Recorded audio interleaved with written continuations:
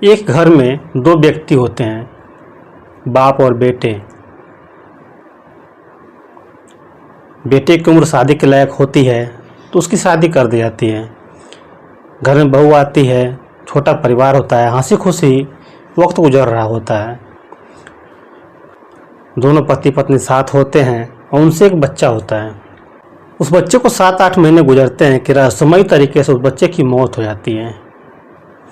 गांव के लोग सांत्वना देते हैं कि चलो ये भगवान की मर्जी थी, ये बच्चा इतने ही दिनों के लिए इस परिवार में आया था।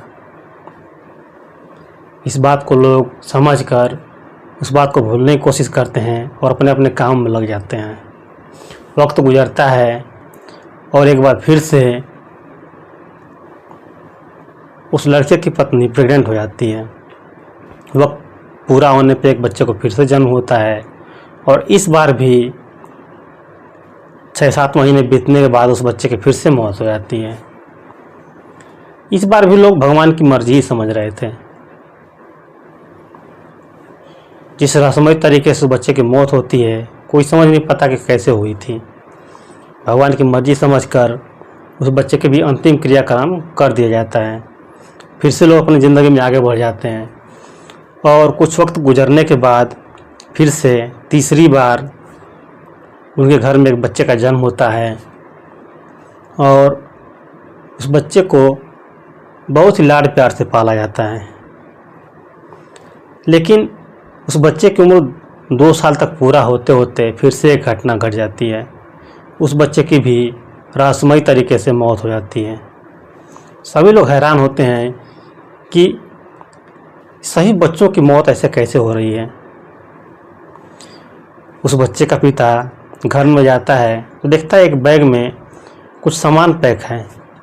उसके बारे में जब अपनी पत्नी से पूछता है तो कुछ बताने को राजी नहीं होती।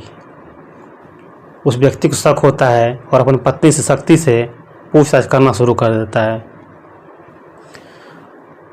जब उसे पूछताछ करना शुरू करता है, इसके बाद जो चीज़ बताती है उसे सुनकर सभी के आंखें फटी रह जाती है। सभी लोगों का दिल दहल जाता है कि एक माँ ऐसा कैसे कर सकती है। जो चीज़ बताती है वो उसको सुनकर वहाँ मौजूद लोग इतना हैरान होते हैं कि आखिर क्यों। दरअसल दोस्तों, ये सच्ची कहानी है कानपुर की।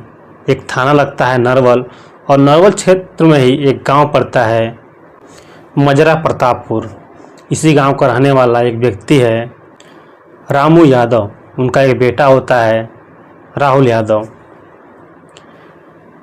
उस परिवार में 2 ही लोग होते हैं, इसलिए राहुल शादी के लायक होता है तो उसकी शादी कर दी जाती है एक मनीषा नाम की लड़की से। घर में बहू आती है, छोटा परिवार होता है। मनीषा को लेकर कुल 3 लोग ही वो परिवार में होते हैं।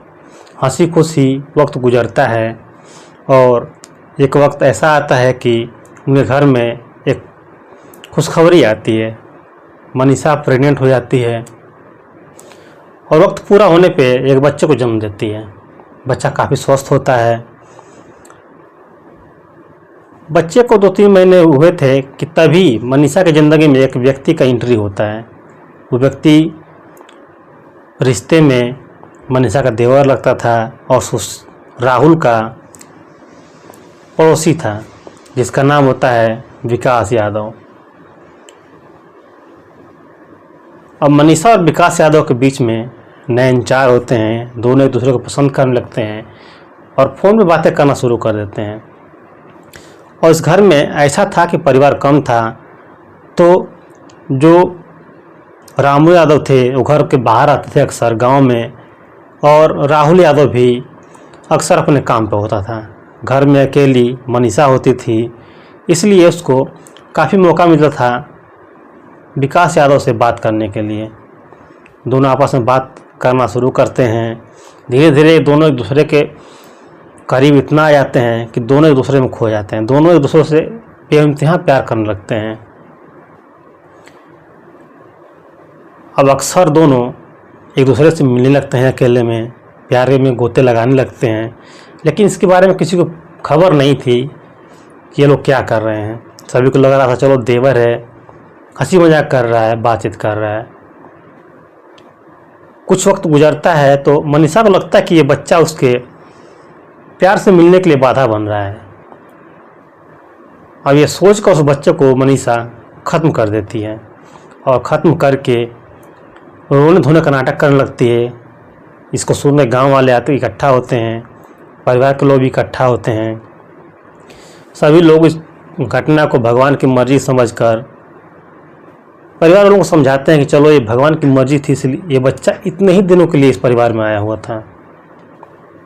सभी लोग शांत होते हैं, बच्चे का अंतिम क्रियाक्रम किया जाता है और घर आते हैं, फिर से अपनी ज़िंदगी शुरू करते हैं, उस बात को भूलने की कोशिश करते हैं। और एक वक्त आता है कि फिर से उस बात को भूल जाते हैं और फिर से एक बार मनीषा प्रेग्नेंट होती है। इस बार फिर एक बच्चे को जन्म देती है और उस बच्चे को 7-8 महीने बीतते हैं कि फिर से उस बच्चे की मौत हो जाती है।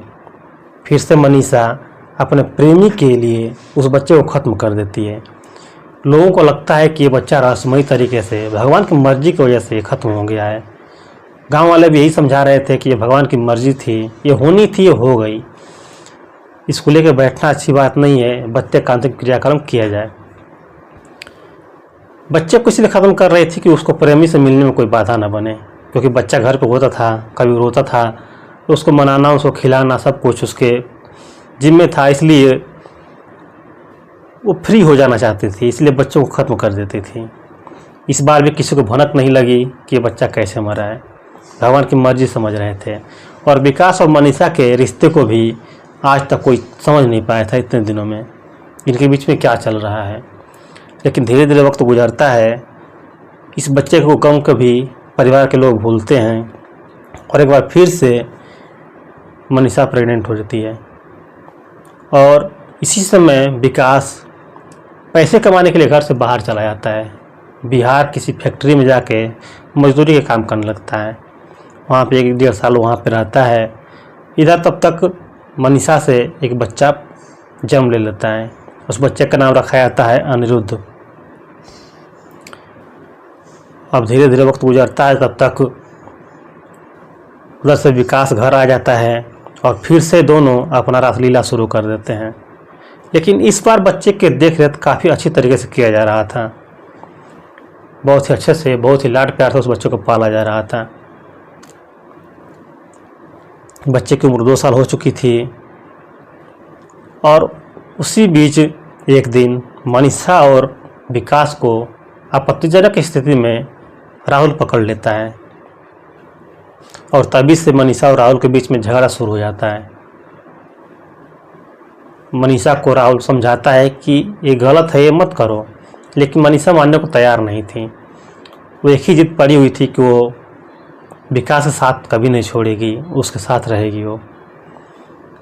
उनका झगड़ा धीरे धीरे बढ़ता चला जाता है और एक दिन मनीषा घर से भागने का प्लान करती है विकास के साथ में, और विकास के साथ मिलकर वो घर से फरार हो जाती है।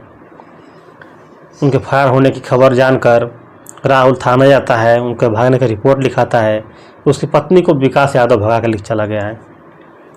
पुलिस छानबीन शुरू करती है और 1 महीने के बाद उनको पकड़ा जाता है और मनीषा को घर भेजा जाता है। मनीषा घर में आती है और फिर से कलेश शुरू कर देती है घर में।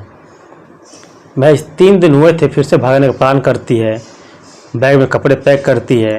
लेकिन इस बार फिर से बच्चा उसके साथ में था तो बच्चा बाधा बन रहा था, इसलिए वो इतना गुस्से में थी कि बच्चे के गले में एक ताबीज़ बांधी हुई थी, उस ताबीज़ से बच्चे का गला घोंट देती है और गुस्से की वजह से बच्चे के शरीर पर कई जगह दांतों से काट लेती है। जब बच्चा ख़त्म हो जाता है, अपना दम तोड़ देता है, तो उस बच्चे के शव को उठाती है और छत पे सो रहे बाबा के पास उस बच्चे को ले जाकर सुला देती है। करीब शाम का 7 बज रहा था। राहुल खेतों की तरफ गया हुआ था। इधर पूरा मौका मिल गया था इसको एक कांड करने के लिए, और एक कांड करके फिर से नीचे आकर खाना बनाने लगी थी। राहुल खेतों से आता है तो पूछता कि बच्चा कहाँ है।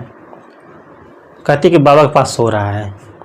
बच्चे को लेने के लिए जैसे ही जाता है ऊपर, उसके बाबा चिल्लाने लगते हैं कि देखो बच्चे को क्या हो गया। ये सुनकर राहुल वहाँ जाता है देखता है कि बच्चे के शरीर में कोई प्रतिक्रिया नहीं हो रही है, जगह जगह निशान पड़े हुए हैं। ये देखकर आनन फानन में डॉक्टर के पास ले जाता है, लेकिन डॉक्टर उसको मना कर देता है कि बच्चा नहीं रहा, बच्चा ख़त्म हो चुका है। घर आता है, अब राहुल को शक होता है कि हो न हो कुछ न कुछ गड़बड़ है। घर के अंदर जाता है, देखता है कि एक बैग पड़ा हुआ है, उसमें कपड़े पैक हैं। तब मनीषा से पूछताछ करना शुरू करता है, उसको पीटता है। इसके बाद जब बताना शुरू करती है तो सभी लोग हैरान हो जाते हैं। वो बताती है कि उसी ने अपने बच्चे को ख़त्म किया है, और इससे पहले जो 2 बच्चे ख़त्म हुए थे उनको भी उसी ने ख़त्म किया था। ये सारी बातें जानकर गांव वाले हैरान हो जाते हैं कि ये कैसी माँ है। माँ तो वो होती है जो बच्चे के लिए किसी से भी लड़ जाती है, मौत से भी लड़ जाती है, लेकिन ये ऐसी माँ निकली जो अपने प्रेमी से मिलने के लिए, अपने प्रेमी के लिए अपने बच्चे को ही ख़त्म कर दिया। इसके बाद पुलिस को बुलाया जाता है और पुलिस मनीषा को गिरफ्तार कर लेती है, और ये खबर सुनकर विकास फरार हो जाता है। अब विकास और मनीषा के खिलाफ राहुल एफआईआर करता है कि उसके बच्चों को विकास और मनीषा ने ही ख़त्म किया है। विकास की खोजबीन शुरू हो जाता है और मनीषा को पुलिस गिरफ्तार कर लेती है। तो दोस्तों, इस कहानी को सुनाने का उद्देश्य किसी को दिल को ठेस पहुंचाना नहीं था, बल्कि इसको एक जानकारी के रूप में आपको बताया गया है। अगर आपको यह कहानी पसंद आई हो तो वीडियो को लाइक कर दीजिएगा, साथ ही चैनल को सब्सक्राइब भी कर लीजिएगा। मिलते हैं अगले वीडियो में एक नए स्टोरी के साथ में। तब तक के लिए जय हिंद।